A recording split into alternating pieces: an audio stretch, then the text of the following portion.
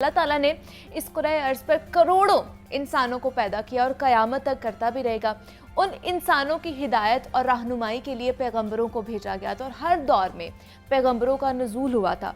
उनके साथ साथ हमने देखा कि किताबें, सहीफ़े और इवन दो की शरीयतें भी उतारी गई थी और आखिरी पैगंबरुल ज़मा हज़रत मोहम्मद सल्लल्लाहु अलैहि वसल्लम को मौजज़ा अल कुरानुल किताब दिया गया।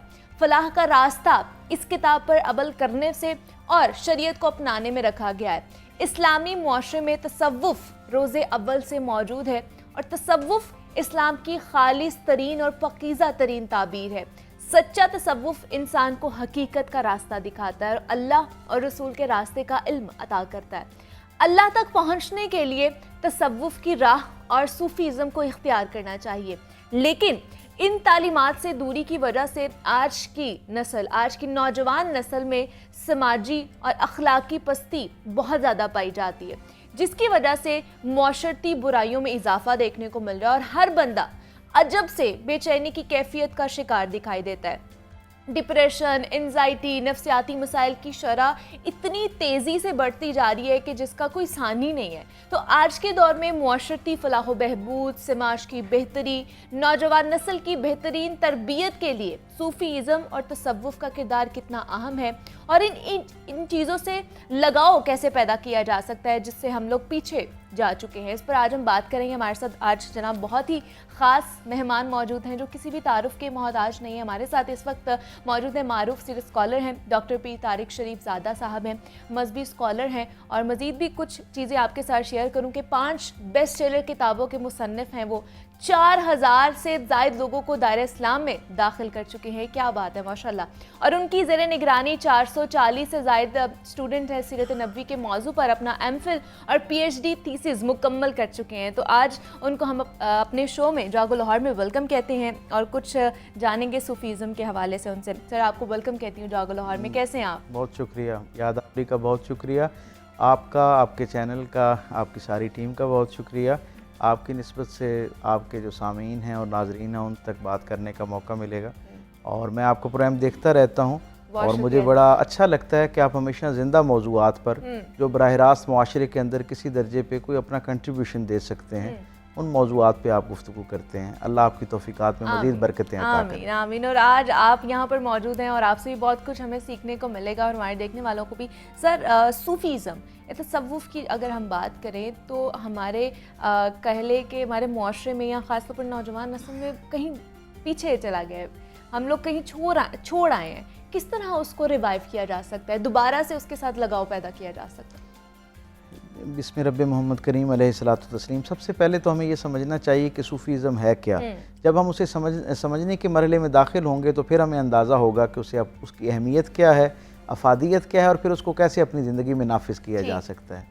उमूमी तौर पे एक बड़ा तबका इस वक्त ऐसा मौजूद है जो ये समझता है कि शायद सूफ़ीज़म किसी और चीज़ का नाम है और इस्लाम जो है वो किसी और चीज़ का नाम है। हालांकि हकीकी बात यह है कि सूफ़ीज़म इस्लाम का जो इत्र है उसका नाम है, उसके खालिस होने का नाम है।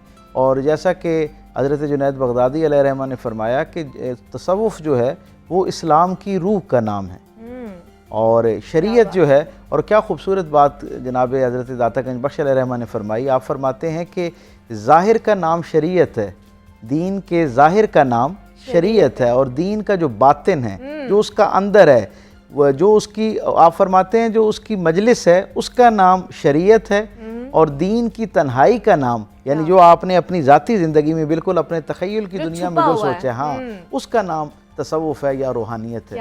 जब हम ये जानते हैं और फिर हम देखते हैं कि जो तसव्वुफ़ है ये इसकी बुनियादें जो हैं वो भी रिसालत माब सल्लल्लाहु अलैहि वसल्लम की पाकीज़ा बारगाह से हमें मिलती हैं। आज दुनिया के अंदर सबसे बेहतरीन सूफ़ी, सबसे बड़े सूफ़ी का नाम हज़रत मोहम्मद रसूलुल्लाह सल्लल्लाहु अलैहि वसल्लम है। तसव्वुफ़ क्या है? बुनियादी तौर पे अपने अंदर की सफाई का नाम है, अपने अंदर की तहारत का नाम है, अपनी पाकीज़गी का नाम है। वो जो क्या खूबसूरत बात जनाब अली करमुल्लाहु वजहुल करीम ने फरमाई कि जब इंसान की मजलिस पाक हो जाती है, उसका ज़ाहिर पाक हो जाता है तो वो मुस्लिम हो जाता है, मुसलमान हो जाता है। लेकिन जब उसकी तन्हाई पाक होना शुरू हो जाती है तो वो बंदा मोमिन होना शुरू हो जाता है। ये जो बंदा मोमिन बनने का सफ़र है ना, इसका नाम बुनियादी तौर पे रूहानियत और तसव्वुफ़ है। यानी हम जिस अंदाज में नज़र आने की कोशिश करते हैं ہم جس انداز میں، جس حال میں لوگوں کو نظر آنے کے بعد اپنے بارے میں رائے کی خواہش رکھتے ہیں، اگر ہمارا باطن ویسا ہونا شروع ہو جائے، ہماری تنہائی ویسا ہونا شروع ہو جائے، ہمارا جو میڈیٹیشن کا ایک لیول ہے وہ اس درجے پہ چلا جائے کہ جب ہمیں یوں لگے کہ ہم جس سے مخاطب ہیں وہ کائنات کی ساری مصروفیات کو ترک کر کے صرف اکلوتا اس وقت مجھے سن رہا ہے۔ آپ یہ دیکھیں نا، تصوف کا بنیادی جو روح ہے اور بنیادی لوازمہ کتنا خوبصورت ہے، کتنا خوبصورت احساس ہے جس پہ سارے عمل کی بنیاد۔ اور وہ احساس کیا ہے؟ وہ احساس یہ ہے کہ ایک آدمی یہ تصور کرے کہ پوری کائنات میں اس پوری کائنات کا خالق، مالک، وارث، اس کا ناظم، اس کو چلانے والا اکلوتا رب، جس وقت میں اس کی طرف متوجہ ہوتا ہوں تو کائنات کی گویا ساری مصروفیات ترک کر کے خالص میری طرف متوجہ ہو جاتا ہے اور اپنی شان کے لائق میری بات سنتا بھی ہے، اسے کسی درجے پہ مانتا بھی ہے۔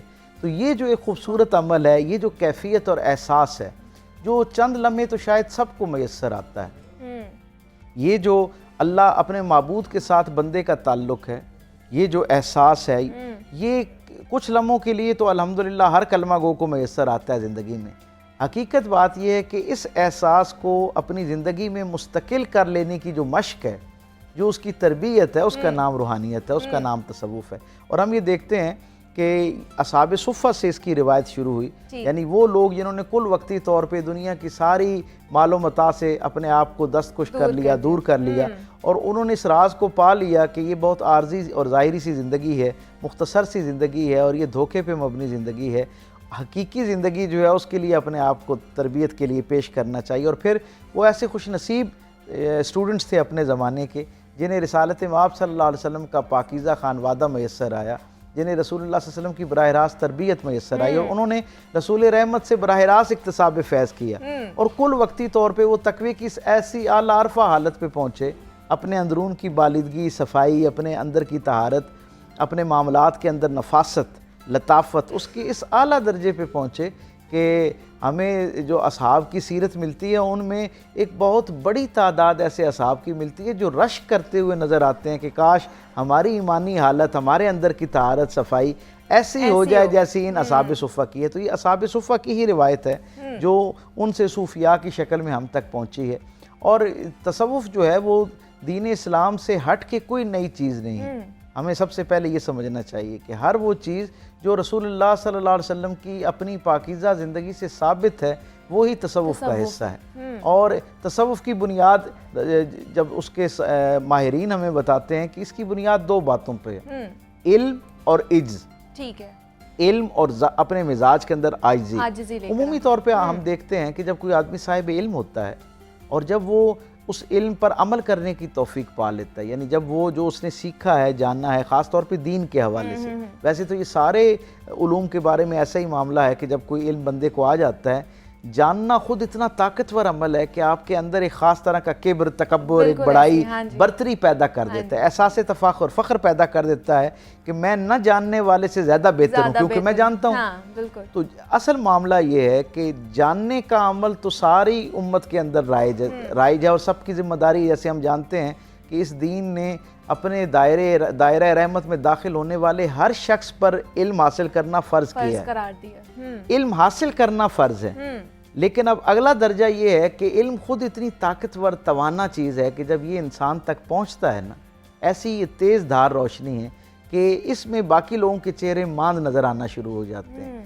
انسان اپنے آپ کو بہتر سمجھنا شروع کر دیتا ہے۔ یہ جو برتری کا احساس ہے نا، یہ معاشرتی سطح پر، سماجی سطح پر سارے مسائل کی بنیاد ہے۔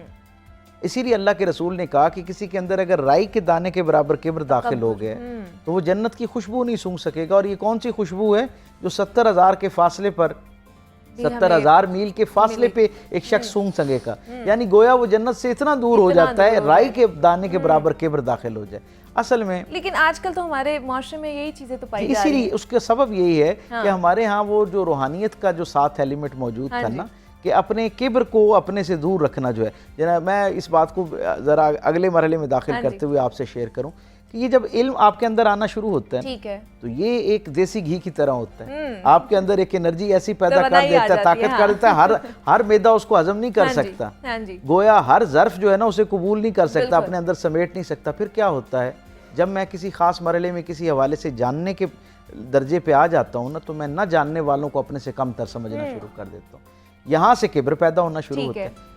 تصوف بنیادی طور پہ علم کے مرحلے میں آپ کے ساتھ ایک سپورٹنگ ایلیمنٹ کے طور پہ رہتا ہے، جو آپ کو یہ بتاتا ہے کہ علم جاننے کا نام نہیں ہے، علم جاننے کا نام نہیں ہے، نہ جاننے کے احساس کا نام علم ہے۔ بھائی میں آج سمجھتا ہوں کہ یہاں پہ 5 لائٹس لگی ہوئی ہیں تو یہ مجھے آج علم ہوا نا، ہاں جی، حقیقت میں یہ میرا اعتراف ہے کہ میں اتنے برس تک اس سے لا علم تھا۔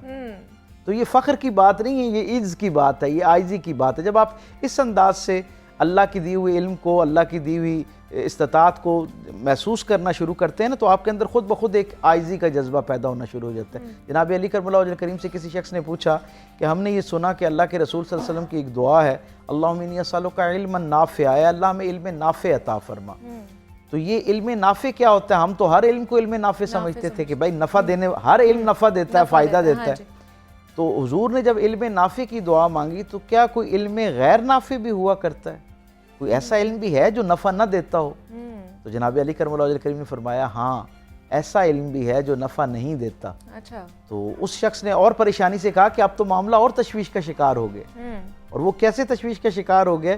وہ ایسے تشویش کا شکار ہو گیا ہے کہ اگر وہ کوئی علم ایسا ہے جو نفع نہیں دیتا تو پھر مجھے اسے زیادہ یعنی احتیاط سے جاننا چاہیے تاکہ میں اس سے بچ سکوں۔ بالکل۔ انہوں نے کہا مجھے یہ بتائیے کہ مجھے کیسے پتہ چلے گا کہ کون سا علم علم نافع ہے اور کون سا علم غیر نافع ہے، یعنی کون سا علم میرے لیے نفع دینے والا ہے اور کون سا علم نفع نہ دینے والا، کیونکہ ہم تو ہر علم کو نفع دینے والا سمجھتے رہے۔ تو جناب علی کرم اللہ وجہ کریم نے کیا خوبصورت اس کی تشریح فرمائی۔ ایک فکرہ ہے اور میں سمجھتا ہوں رہتی دنیا تک جتنے لوگ بھی علم سے وابستہ ہیں، علم کا ذوق رکھنے والے ہیں، جو جاننے کی خواہش رکھتے ہیں، ان سب کے لیے اس ایک فکرے کے اندر ایک ہدایت اور ازلی ابدی رہنمائی موجود ہے۔ آپ نے فرمایا ہر وہ علم جو تمہارے علم کو بڑھا دے، تمہاری عاجزی کو بڑھا دے، وہ علم نافع ہے، اور ہر وہ علم خواہ وہ اپنے اندر کتنا ہی فائدہ مند کیوں نہ ہو، باقی دنیا کو کتنا ہی فائدہ دینے والا کیوں نہ ہو، تمہارے لیے غیر نافع ہے اگر وہ تمہارے اندر کبر پیدا کر رہا ہے، تکبر پیدا کر رہا ہے۔ تو سو یہ جو جاننے کا عمل ہے، اور بالخصوص عمومی طور پہ سارے علوم کے حوالے سے یہی بات ہے، اور دین کے معاملے میں تو یہ زیادہ اہتمام کے ساتھ تقاضا کرتا ہے کہ ہم علم کو حاصل کرنے کے بعد اس کے ساتھ اگلے لمحے میں وہ جو عاجزی کا ایک تصور ہے اس سے بھی اپنے آپ کو جو ہے وہ ہمکنار کریں تاکہ اس کے حقیقی معنوں تک اور روح تک پہنچا جا سکے۔ بالکل، آپ نے بالکل صحیح کہا۔ آپ سے مزید بھی بات کرنے کا دل تھا لیکن وقت کی تھوڑی سی قلت ہے، اس لیے ہمارے ساتھ موجود ہیں معروف سیرت اسکالر ڈاکٹر پیر طارق شریف زادہ صاحب ہیں۔ بہت شکریہ سر کہ آپ تشریف لے کر آئے